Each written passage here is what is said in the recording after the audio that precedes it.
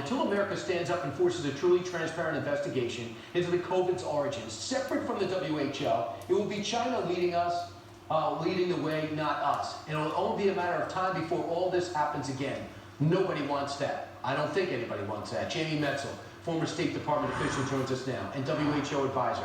And one of the first to question the origins of the virus when no one thought it was possible. And Dr. Stephen Quay, who has been studying the origins of the virus since the beginning of the pandemic and thinks a lab leak is likely. Wrote about it in the Wall Street Journal and has been talking about it ever since. Jamie, to you.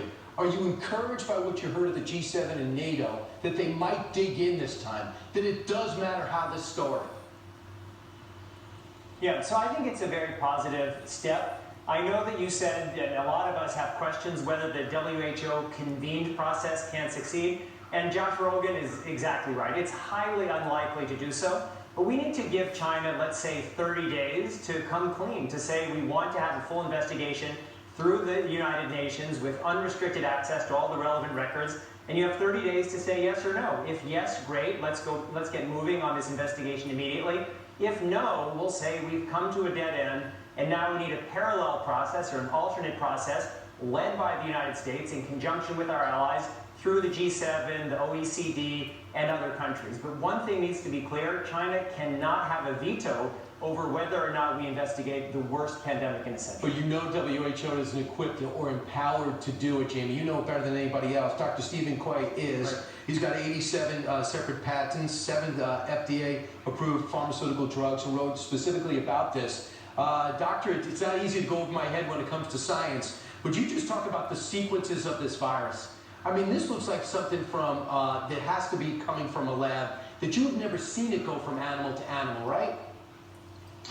Well, I think there are a couple things that have been seen that are kind of inconsistent with a community-acquired zoonosis, more consistent with a lab-acquired zoonosis. But I think, as Jamie said, and as we've written before, there's a whole set of investigations and records and the like that we'd like to have access to before we finalize any conclusions about this. And I think that's what we could hope China would participate in. All right, so I want you to comment on somebody that does know the answer to this. We just don't know if she's been candid yet. She's in Gali, and I'm sorry if I mispronounced the name, but she actually had an editorial in today's, gave an interview in today's New York Times, and I know you both have read it. And here's a couple of quotes that come from it. It's very dubious, knowing that she knows the answers.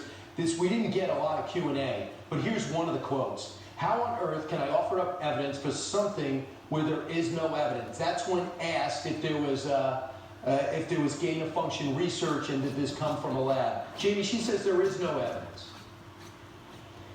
There may be no evidence, but the fact that we have no access to the record samples or the key personnel from this lab, that's the question. If on day one they had said, hey, we have an outbreak in Wuhan, we know this is suspicious because we don't have horseshoe bats in the wild, at least in Wuhan, but we have China's only level 4 virology institute with the world's largest collection of bat coronaviruses.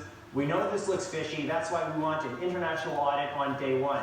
And instead, what have they done? Hidden records, destroyed samples, prevented any meaningful investigation. So now, a year and a half later, it's just not credible to say, trust us. That's why we need a full investigation. And China is only causing itself more problems. It's making itself look guilty. Maybe they're not even guilty. We don't know. But we need a full investigation. We've needed it from day one, and we need it now. Well, you just pointed out, too, Dr. Quay, in one of your columns, editorials, you said when MERS and SARS, it was different. You were able to control it for a different reason. In layman's terms, could you tell me what was different about COVID-19 besides killing millions of people? Well, okay, so you have 2 known zoonoses, SARS-1 and MERS. In both of those, 90% of the animals in the markets had viruses. Here we have none in the market. There you had the virus was practicing jumping into humans, so you could go in the refrigerator and find blood samples 1 to 4% were positive for SARS-1 or MERS after the epidemic came out. Here we've looked at 10,000 specimens and we see none. And there the virus had a lot of genetic diversity because it was running around in an intermediate host. Here we have a pure culture in that very first patient. So the 3 criteria of a community versus laboratory-acquired zoonosis, you check the box on laboratory-acquired in all 3. Here's another quote from the column. I don't know how the world has come to this, constantly pouring filth on an innocent scientist. There is no longer a question of science. It is speculation rooted in utter distrust. What would you say to her, Jamie, if she said that to you? So I would say if the issue is trust, why are you engaged in this, she and Chinese authorities, in this massive cover-up? If you want us to trust you, we're happy to trust you. Let's do it through transparency. And I just want to circle back to what Steve said, which was very important. Maybe I'll just say it another way. We know evolution is messy. All of us learned in high school or grade school about the Darwinian principles of random mutation and natural selection. And that's why, traditionally, when we see these viruses mutating, it's not just they're ready to infect, lots of these viruses are ready to infect humans on day one.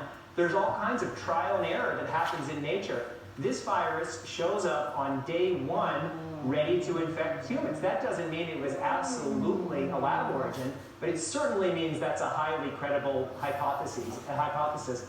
And that's why it's so concerning that rather than being transparent, rather than opening up, what China is doing is not just hiding the records and destroying samples and gagging the scientists, but it's preventing exactly the kind of investigation that could actually exonerate people like Dr. Shi. And that's why this is so unfortunate, and that's why U.S. leadership is required to get to the bottom. They used to marginalize your statement.